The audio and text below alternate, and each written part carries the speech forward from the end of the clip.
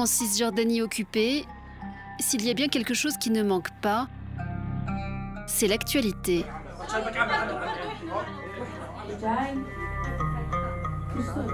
Ces étudiants en journalisme l'ont bien compris. Sotri Moussa est le directeur du département de journalisme de l'université arabo-américaine de Jenin. Ici, c'est la régie. C'est ici que les étudiants apprennent à réaliser les bulletins d'information. Le but, c'est que ces images arrivent au monde, qu'ils puissent montrer la réalité et la vérité. 150 étudiants suivent ce cursus dans cette université qui est l'une des plus chères de Cisjordanie occupée. Des moyens dignes d'une grande école de journalisme occidentale, voire même d'une rédaction. Dans ce studio, nous pouvons accueillir plusieurs invités. Notre conviction, c'est que pour passer un message puissant, il faut des moyens puissants. On ne veut pas que nos diplômés ne soient pas en mesure d'utiliser des techniques ou des outils qu'ils découvriraient sur le terrain. Certains de nos étudiants travaillent ici pour des chaînes locales, d'autres ont rejoint des chaînes comme Al-Arabiya, Al Jazeera ou une chaîne allemande. Nos étudiants sont l'avenir de la Palestine.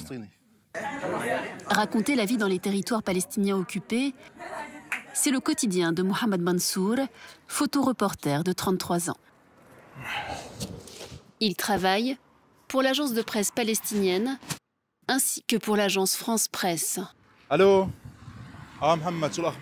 Il vient d'apprendre que l'armée israélienne est à quelques encablures d'ici. Il y a un raid de l'armée israélienne dans un quartier à l'est de Jenin. Ils ont un bulldozer avec eux. D'après ce que je sais, ils ont fait une descente dans 2 maisons. À ce stade, on ne sait pas bien pourquoi. Est-ce qu'ils viennent chercher quelqu'un, arrêter quelqu'un? On ne sait pas. Depuis janvier, Israël a lancé une vaste opération militaire à Jenin. L'État hébreu dit vouloir en finir avec les groupes armés palestiniens. Mohamed Mansour sait que la situation peut dégénérer à tout moment. L'an dernier déjà, un de ses reportages a mal tourné. Je me suis pris une balle de sniper. Voilà, la balle est rentrée par là et elle est sortie par là. Et là, ce que tu vois, ce sont les séquelles de l'opération qui a suivi. Jusqu'à maintenant, j'ai des problèmes importants au niveau des nerfs. J'ai encore du mal à bouger ma main correctement. Les incursions militaires s'accompagnent de destruction de maisons, de civils et de déplacements forcés de familles entières. Malgré les risques, Mohamed Mansour veut donc vérifier de lui-même ce qu'il se passe.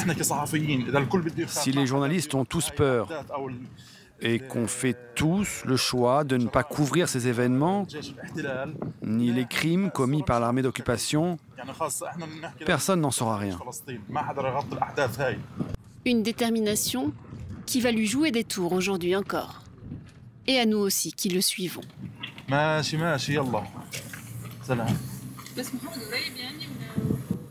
قريبين لا الصحفيين دونت وري أميرة I have a platin in my hand.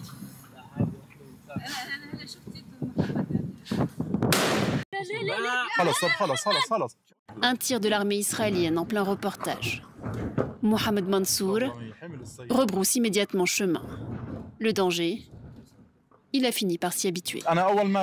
Quand j'ai entendu la balle, j'ai levé les yeux.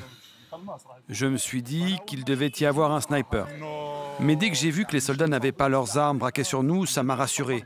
J'ai vu l'un d'entre eux nous faire signe de reculer et je me suis dit, ouf, ils n'ont pas prévu de nous tuer aujourd'hui. D'autres n'ont pas eu cette chance. Il y a 3 ans, ici même à Jenin, une journaliste palestino-américaine est abattue. Le tireur israélien présumé n'a jamais été poursuivi.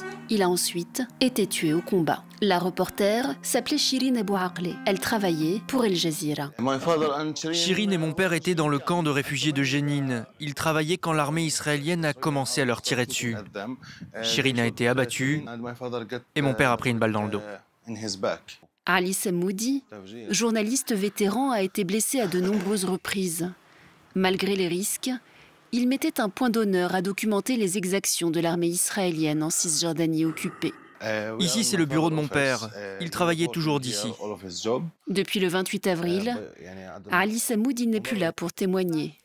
Son fils Majd le fait à sa place. À 6 heures du matin, mon frère m'a appelé pour me dire que des soldats israéliens sont entrés chez moi et qu'ils ont arrêté mon père. Je ne sais pas si je dois vous mentionner cela, mais le commandant a dit à mon père qu'ils auraient dû venir lui rendre visite depuis longtemps. Une fois en bas de la maison, ils lui ont demandé de se déshabiller. Son pantalon, son t-shirt, ils lui ont bandé les yeux et menotté et ils l'ont arrêté. Israël accuse Ali Samoudi d'être un sympathisant de groupes armés palestiniens. Incarcéré sous le régime de la détention administrative, il peut rester indéfiniment dans les geôles israéliennes. La prison, les blessures par balle, voire la mort, ces risques, ces étudiants en journalisme en ont bien conscience. Aujourd'hui, l'université arabo-américaine de Jénine organise un événement en l'honneur des diplômés et étudiants de ce département.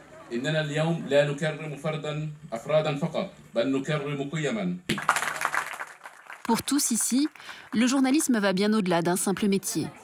Pour eux, c'est une autre forme de résistance. En tant que Palestiniens, notre seule arme, c'est notre voix. C'est le message qu'on adresse au monde. Aucun pays arabe ne se soucie de nous, les Palestiniens. Personne ne couvre ce qu'il se passe ici, à part nous. Si nous ne le faisons pas en tant que journalistes, personne ne le fera à notre place. Alors que plus de 200 journalistes palestiniens ont été tués par l'armée israélienne à Gaza, leurs confrères entendent leur rendre hommage en continuant coûte que coûte leur mission d'information.